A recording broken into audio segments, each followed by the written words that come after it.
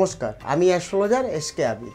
চলেন দর্শক বন্ধু, আজকে আপনাদেরকে কিছু রবি, যারা রবির জাতক বা জাতিকারা, রবির মানে হলো সিংহ, যারা সিংহ রাশির অধিপতি হলো কিন্তু রবি, যারা রবির জাতক তাদেরকে বলবো, যাদের রবির নিচের থাকবে, যাদের রবির নিচকা হয় তাদেরকে বলবো আপনারা প্রত্যেক রবিবার করে সূর্য প্রণাম করবেন, 1 গ্লাস করে জল সূর্যর দিকটাই করে আপনারা 1 গ্লাস করে জল দেবেন এবং প্রত্যেক রবিবার করে পারলে কোনো একটা বাচ্চা অথবা বয়স্ককে খাবার দান করবেন।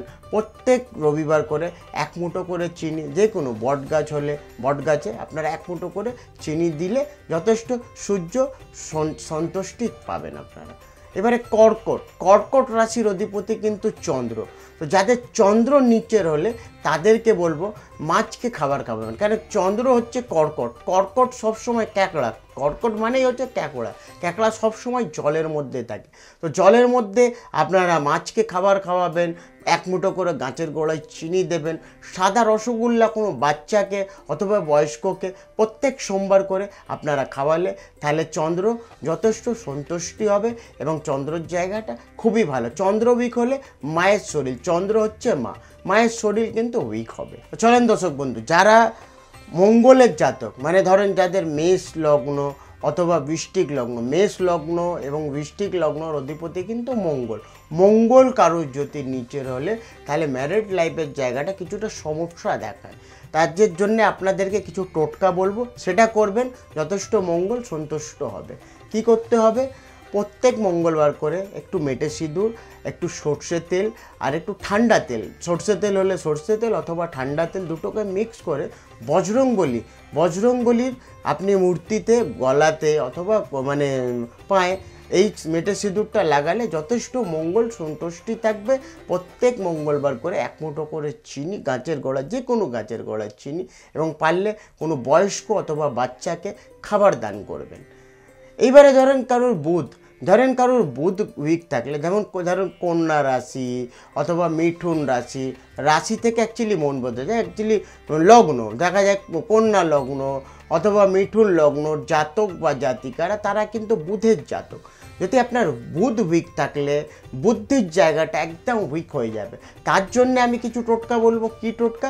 বাড়িতে পারলে সবুজ গাছ রাখবেন, পারলে প্রত্যেক দিন বুধবার করে গ্রিন টপি গাছের গোড়ায় ফেলবেন, 1 মুঠো করে চিনি ফেলবেন, পারলে কাঞ্চনা দেবী বলে একটা জিনিস হয়, সেটাকে আপনি যে ওইখানে কিছু পেলসিন বা কেউ বাচ্চা বা বয়স্ককে খাবার খাওয়াবেন। মীন লগ্ন অথবা ধনু লগ্নর অধিপতি কিন্তু বৃহস্পতি। এই বৃহস্পতির জাতক বা জাতিকারা, যাদের বৃহস্পতি নিচ হয়, বৃহস্পতি মানে কি হলো? বৃহস্পতি মানে কেরিয়ার, বৃহস্পতি মানে হেলথ, বৃহস্পতি মানে পরিবার। তো বৃহস্পতি যাদের নিচের হলে তাদেরকে বলবো মাছকে খাবার খাওয়াবেন, পারলে 1 মুঠো করে মানে গাছের গোড়ায় চিনি দেবেন, পারলে হলুদ রসগোল্লা, বাড়িতে হলুদ গাছ রাখবেন।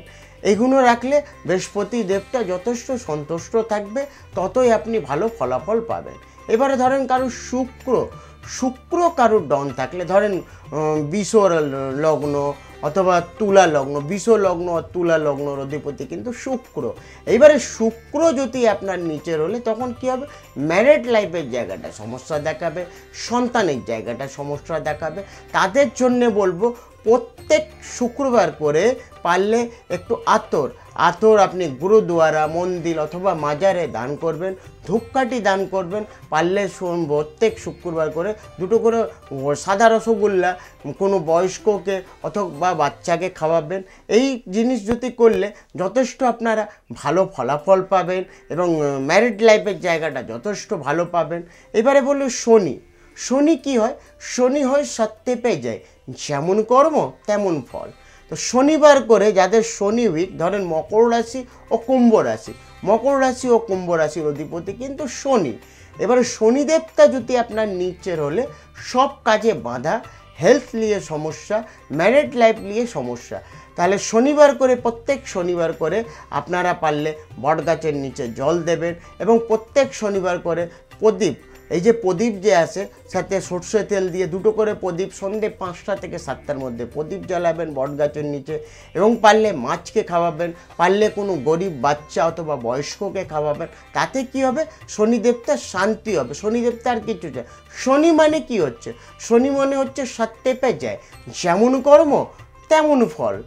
আর আমার এই ভিডিওটি যদি ভালো লেগে থাকলে আপনারা লাইক করেন, সাবস্ক্রাইব করেন, এবং যতটা পারলে আপনারা শেয়ার করবেন। আর আমার সঙ্গে যোগাযোগ করার হলে তাহলে নিচেই আমার জাস্ট নিচেই বুকিং নাম্বার একটা যাচ্ছে, সেই নাম্বারে আপনারা অবশ্যই যোগাযোগ করে আপনারা জিজ্ঞাসা করে নেবেন আমি কোন চেম্বারে কোন দিন বসবো।